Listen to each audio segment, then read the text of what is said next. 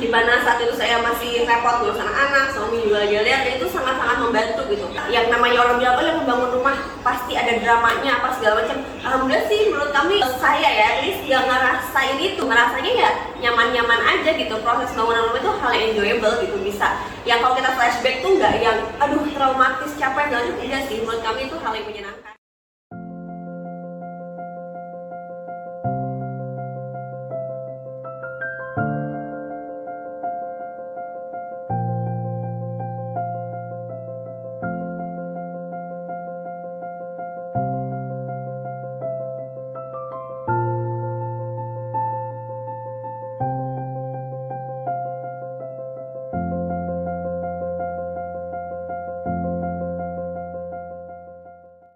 Kami milih rumah itu pengen rumah yang bisa ditempatin mulai dari anak masih kecil sampai kita beranjak tua nanti gitu.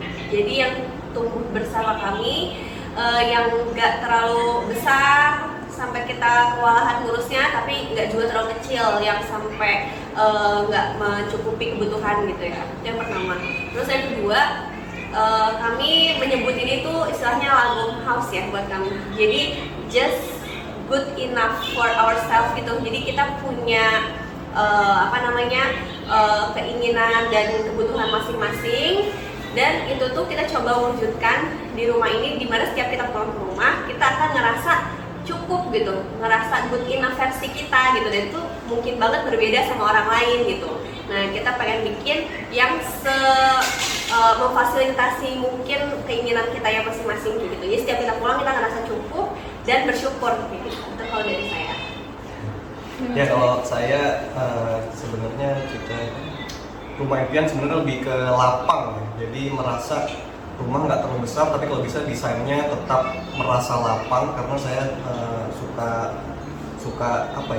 suka kebersamaan sama keluarga gitu. Jadi momen favorit itu biasanya kalau sama keluarga, sama anak-anak. Kebetulan anak sudah 3, jadi pengen ngerasa ada space di mana kita bisa kelihatan dalam satu tempat gitu loh. Jadi bisa berinteraksi di situ, jadi nggak semuanya ada di kamar masing-masing. Makanya di sini dulu waktu kita pertama kali bilang ke rancang bangun juga, saya pengennya rumah space-nya besar.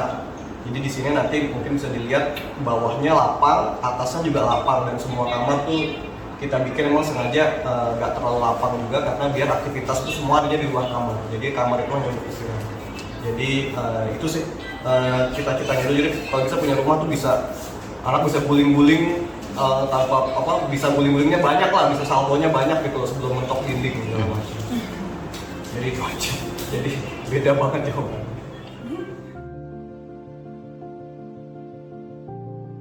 Kalau saya udah terutama dapur sama ini sih, inner courtyard ya maksudnya. Jadi kalau dapur tuh tempat sehari-hari pasti beraktivitas di sana untuk nyiapin makanan buat keluarga. Jadi itu harus senyaman mungkin dan sesuai sama kebutuhan kita gitu ya. Jangan terlalu sempit, tapi juga nggak yang terlalu besar banget gitu. Sama inner courtyard karena jadi buat tambahan cahaya gitu. Jadi atasnya sengaja kita bikin skylight biar lebih terang ke semuanya. Karena kita dempet ya, kanan kiri belakang. Jadi kita mau nggak mau bikin skylight, dan alhamdulillah memuaskan gitu, sesuai sama bayangan kita. Kalau spot favorit saya sesuai dengan impian tadi ya, karena sekarang sebenarnya belum bisa terlalu dijawab karena rumahnya juga masih kosong, tapi yang bisa dibayangkan adalah jelas ruang living room ya. Jadi living room bukan ruang tamu ya, tapi ruang tempat kita berinteraksi sesuai namanya. Jadi udah bisa bayangin nanti di sini bisa tiduran bareng anak-anak, bisa aktivitas lari-lari segala macam. Nanti di sini mungkin kita bikin ada kayak craft center buat mereka memgunting dan segala macam. Kemudian juga di atas lagi-lagi tempat lapangnya mungkin kita bikin open space, mungkin kayak library. Jadi itu kayaknya bakal jadi spot favorit, bisa tiduran sambil berinteraksi sama anak-anak. Jadi itu sih.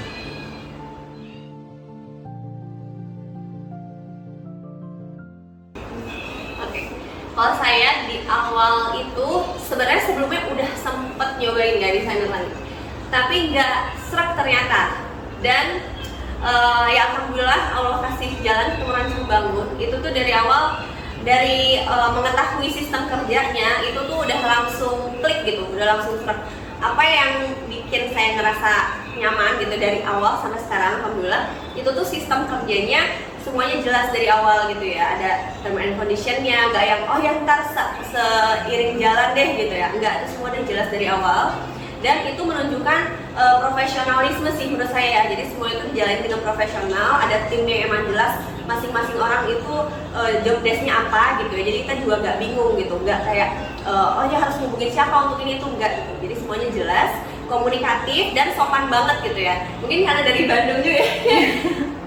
Halus gitu semuanya ini, walaupun kadang mungkin ada sesuatu di jalan itu dikomunikasikan dengan sangat baik. Jadi alhamdulillah solve banget ya apa-apanya tuh, dan menurut kami termasuk lancar banget sih, sangat membantu sikon kami ya, dimana saat itu saya masih repot ngurus anak-anak, suami juga lagi lihat, itu sangat-sangat membantu gitu.